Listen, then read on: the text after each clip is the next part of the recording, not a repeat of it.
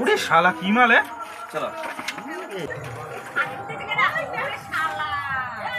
2 ঘন্টার মধ্যে তো ট্রেনে নিয়ে যাচ্ছে দেখছি। Hello everyone, welcome back to Rectopedia. আর আমি রেক্টোপিডিয়া থেকে জয়দেব মজুমদার। বর্তমানে যে লোকেশানে এসেছি, এটা লোকেশান আপনি জেনে আপনাদের বলছি। তো এখানে কোনো বিষধর সাপ বাড়ির সামনে রয়েছে। আমরা সাধারণত সাপটাই বেশি রেস্কিউ করি, আর আমাদের এখানে প্রচুর সাপের উপদ্রব। বিভিন্ন জায়গায় দেখা যাচ্ছে জলে বিভিন্ন জায়গা ডুবে যাচ্ছে। বর্তমানে প্রচণ্ড বর্ষা চলছে, তো তার জন্য চলে এসেছি এখানে। ভিডিওর সঙ্গে কন্টিনিউ থাকুন। ওই ইটটার তলায় হ্যাঁ ওখানে আছে নাকি? এখন চল ওখানেই ছিল এতক্ষণ ধরে। হ্যাঁ এই দিকটা ঢোকাও আছে, ভেতর দিকে ঢোক। বেরোয়নি আর দুই একজন ওই দিক থেকে সরা হচ্ছে। হ্যাঁ মানে একটা সরিয়ে ইন্ডিয়ার তোমার ওটা দিলে ভালো হতো দাদা। ওটা দিলে তো হাতে পাগল কথা বললে ওই কোণে ঢুকেছে, ওই কোণেটা না এখানে চল বিশাল মাল তো, বিশাল মোটা ভালো মোটা মাল। বাবু লাইট ঘরে উঠে যাবে, লাগে থেকে এটা যাও, এটা যা ভালো মোটা মাল আছে, বিশাল মোটা মাল। এরা মোটা আছে, মুখ দিয়ে নে রাখে, এটা মুখ টুক দিয়ে নে, প্লেয়ার তুলিস না। এই ভিডিও কর কি না ভিডিও টস নিয়ে এখানে আসো। আরে কিছু হবে, দাদা তো আছে, দাদা তো আছে, কিছুই হবে না। আরে না ঠিক আছে, গিয়ে তোমার কামড়ায় না। ও এখানে এখানে যে লোকেশন আমরা এসি, লোকেশনটা আপনাদের বলিনি। মিয়াপোতা, এটা রাড়িপাড়া, কি নাম? রাড়িপাড়া। রাড়িপাড়াতে এটা নদিয়ার মধ্যেই পড়ছে, নদিয়া জেলা, ওয়েস্ট বেঙ্গল। তো এখান থেকে দাদারা কল করেছে। আর কোনো বিষধর সাপ, এখন যেহেতু বর্ষা চলছে, আর বর্ষার সময় কিন্তু মাঠঘাট বিভিন্ন জায়গায় কিন্তু জলে ডুবে যায়। আর সাপ ঠান্ডা রক্তের প্রাণী, এদের বিভিন্ন সময় টেম্পারেচার বেড়ে গেলেও সমস্যা, টেম্পারেচার কমলেও সমস্যা। আর জলে কিছু কিছু সাপ জলে থাকে না, তো এই কারণে কিন্তু শুকনো জায়গা খুঁজে শুকনো জায়গায় চলে যায়। বিষধর সাপ যে ম্যাক্সিমাম কিন্তু রাতের দিকে বেশি বেড়ে যায়। তো সাপ ভিতরে রয়েছে সিঁড়ির উপর এলাকায় এসছে এখন মানিয়াপোতা রাড়িপাড়াতে হ্যাপি ক্লাবের পাশে একটা বিষধর সাপ দেখা গেছে। দাদা রেস্কিউ করতে এসছে। দাদাকে ধন্যবাদ।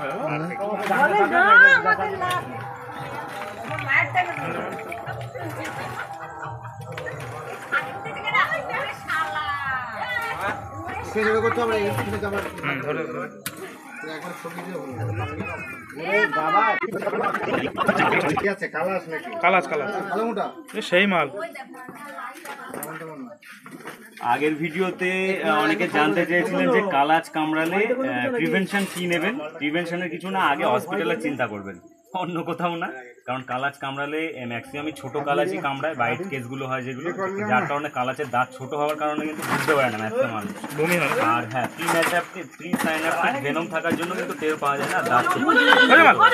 আচ্ছা আচ্ছা, সাউন্ড না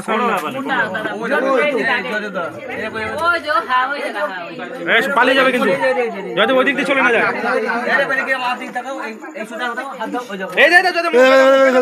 মুখ দেখা গেছে, মুখ দেখা গেছে, সব দেখা গেছে।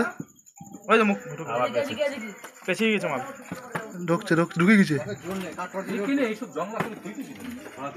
এইগুলো সরাও, এদিকে ঢুকবে কিন্তু নালে, তাড়াতাড়ি টানো ওইগুলো। কোদাল দিয়ে টানো, কোদাল দিয়ে টানো টানো টানো টানো। এখানে আচ্ছা আচ্ছা আচ্ছা, ওই কাটা তোরা কাটা নিচে আছে। তাড়াহুড়ো করলে হবে না, তাড়াহুড়োর জিনিস না। ওরে শালা কি মালে চলো। তো আমি আস্তে আস্তে সাপটা ভেতরে রয়েছে, একটু পরে বের করবো। তো দেখুন এই যে লেজের শেষ অব্দি কিন্তু দাগ, কাছে ঝুম কর। দেখতে পাচ্ছেন লেজের শেষ অব্দি দাগ। এটাই কিন্তু কালাচের চেনার মেইন বৈশিষ্ট্য। আর কালাচ এমন একটা সাপ, অ্যাটাক করে কিন্তু কখনো কামড়ায় না। এটা কিন্তু বিছানায় উঠে যায়, বিছানায় উঠে গিয়ে কিন্তু কামড়ায়, বাইটগুলো হয় বা পাড়া পড়লে কামড়ায়। তো নকটার্নাল একটা সাপ, যে বাঙ্গারাস জেনাসের একটা সাপ রয়েছে, বাঙ্গারাস ক্যারোলিয়া সায়েন্টিফিক নেম রয়েছে এটা।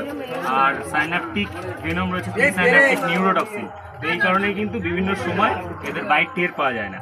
আর কামড়ালে অনেক সময় যে লক্ষণগুলো হয়, লক্ষণগুলো ভালো করে জেনে রাখুন। শিবনেত্র হয়, টোসিস, পেটে ব্যথা, গলায় ব্যথা হয়, ঢোক গিলতে কষ্ট হয়, শ্বাস নিতে কষ্ট হয়, ঝিমঝিম ভাব চলে আসে, ঘুম চলে আসে, রোগী কিন্তু খুব তাড়াতাড়ি নেতিয়ে পড়ে। আর মোটামুটি অনেক সময় দেখা গেছে 4-5 ঘন্টা পরেও কিন্তু মানুষ মারা গেছে।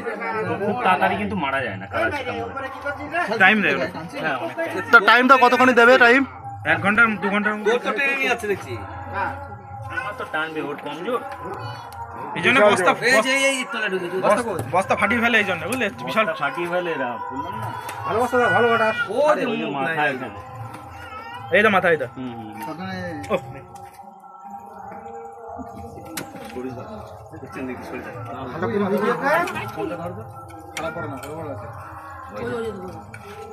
সরে যাও, এই রাস্তা ছাড়ো, রাস্তা ছাড়ো, ক্লিয়ার করো রাস্তা। একেবারে বাচ্চা না এটা, ভালো সাইজ এটা। সাইজ মোটামুটি অ্যাভারেজ সাইজ। হ্যাঁ, average size। এর থেকে বড় বড় সাপও কিন্তু পাওয়া যায় কালাজ।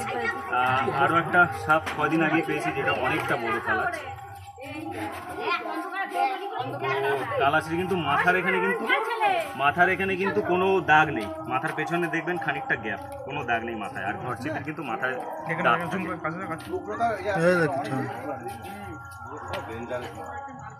আর এরা এমনই একটা সাপ, যত আমি রেস্কিউ করেছি ম্যাক্সিমাম রাত্রে, সন্ধ্যের পরে আর ভোরের মধ্যে। তাছাড়া কিন্তু এই সাপ মানুষের ঘরে এই টাইম ছাড়া ঢোকে না। আর কোথাও যদি দিনের বেলা পাওয়া যায়, সেটা দেখা যাচ্ছে ইটের গাদা বা বিভিন্ন, যাদের ঘরের কাছে কিন্তু ইটের গাদা থাকে তারা কিন্তু সাবধান। ইট দেখলেন এখানে কাঠ ছিল অনেক দিনের, তো এখানে কিন্তু এসে সেলটা নিয়েছে। আর এরা ডিমই পারে, এরা বাচ্চা পারে না, চন্দ্রকোড়া বাচ্চা পারে। তো এবার ঢুকিয়ে দেবো, আর বেশিক্ষণ বাইরে রাখা যায় না।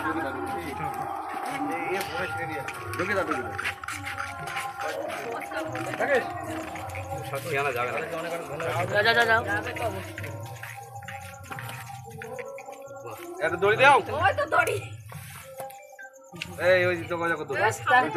বস্তা ভালো না দিলে কি হবে, দড়ি রেডি।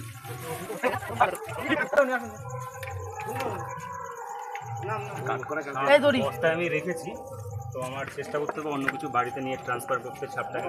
এই বস্তাও কিন্তু ফাটিয়ে বেরিয়ে যাবে, গ্যারান্টি 100%। আর একটা বস্তা কি দেবো? এরকম বস্তায় আমি 3-4 বার রেখে দেখা যাচ্ছে সাপ বাড়ি থেকে বেরিয়ে গেছে। একবার তো খুব বিপদে পড়ে গেছি বাড়িতে রেখেও, সাইডে সাপ কোথায় আছে, এবার ঘরের মধ্যে চলে যেতে পারে, এই ভয়গুলো থাকে।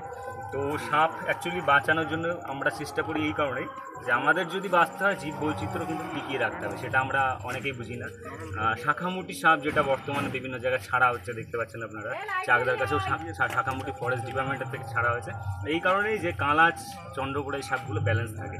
কারণ মানুষ তো খুঁজে খুঁজে আর সাপ মারতে পারবে, সাপ যখন সামনে পড়বে তার থেকে বাস্তুতন্ত্রের যে সিস্টেম, সেই সিস্টেমেই কিন্তু ব্যালেন্স থাকবে প্রাণীরা।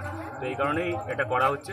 তোমাদের কাজ, আমাদের ভিডিও যদি ইনফরমেটিভ মনে হয়, লাইক, শেয়ার, কমেন্ট করে সাপোর্ট করবেন। ভালো লাগলে চ্যানেল সাবস্ক্রাইব করে রাখবেন এই ধরনের আপডেট পাওয়ার জন্য। দেখা হচ্ছে অন্য কোনো ভিডিও নিয়ে, ততক্ষণের জন্য বিদায় নিচ্ছি। সবাই ভালো থাকবেন, সুস্থ থাকবেন, আর রাত্রে কিন্তু টর্চ ইউজ করবেন।